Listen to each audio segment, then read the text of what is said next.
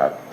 ఇంకా వైద్య రంగంలో అయితే మీ అందరికీ తెలుసు, కని విని ఎరుగని మార్పులు తీసుకొచ్చినటువంటి ఘనత జగన్మోహన్ రెడ్డి గారిది.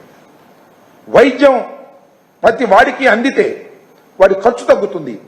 ప్రభుత్వం వైద్యశాలల్లో ఉచితంగా వైద్యం అందాలని భావించి మరి విలేజ్ క్లినిక్లు కానీ, అర్బన్ క్లినిక్లు కానీ, పిహెచ్సిలు కానీ, సిహెచ్సిలు కానీ, ఏరియా ఆసుపత్రులు కానీ, జిల్లా ఆసుపత్రులు కానీ, దానితో పాటు టీచింగ్ ఆసుపత్రుల్లో సమూలమైన మార్పులు తీసుకొచ్చారు. సూపర్ స్పెషాలిటీ ఆసుపత్రులు ఏర్పాటు చేశారు. ఇంకా 17 కొత్త మెడికల్ కాలేజీలు ఏర్పాటు చేసి పనులు మొదలు పెట్టారు. దానిలో 5 అయితే పూర్తి చేశారు. సుమారుగా 750 మెడికల్ సీట్లు అదనంగా వచ్చేటటువంటి అవకాశం కల్పించారు.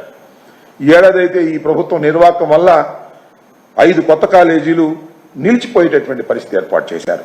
దాంతో పాటు ఆరోగ్య సురక్ష, మన ఇంటికి వచ్చి అన్ని పరీక్షలు చేసి మందులు ఇచ్చేటటువంటి కార్యక్రమం, ఫ్యామిలీ డాక్టర్ కాన్సెప్ట్, కంటి వెలుగు, ఇవన్నీ కూడా అనేకమైన మార్పులు సమాజంలో తీసుకొచ్చి వైద్యం అందించి వేల కోట్ల రూపాయలు ఖర్చు పెట్టి సమాజంలో ఒక పెద్ద మార్పు తీసుకురావాలని, పేదవాడిని పైకి తీసుకురావాలనేటువంటి భావనతో చిత్తశుద్ధిగా 5 సంవత్సరాలు పరిపాలన చేసినటువంటి ప్రభుత్వం వైఎస్ఆర్ కాంగ్రెస్ పార్టీ ప్రభుత్వం. జగన్మోహన్ రెడ్డి గారు ఆ చిత్తశుద్ధితో పనిచేశారు. విద్యలో కూడా ఇంగ్లీష్ మీడియం తీసుకొచ్చారు.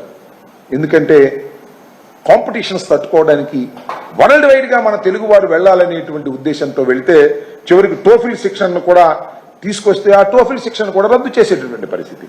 ఇవాళ ఇంగ్లీష్ మీడియం కూడా తిరోధకాలు ఇచ్చేటటువంటి పరిస్థితికి దిగజారిపోయారు.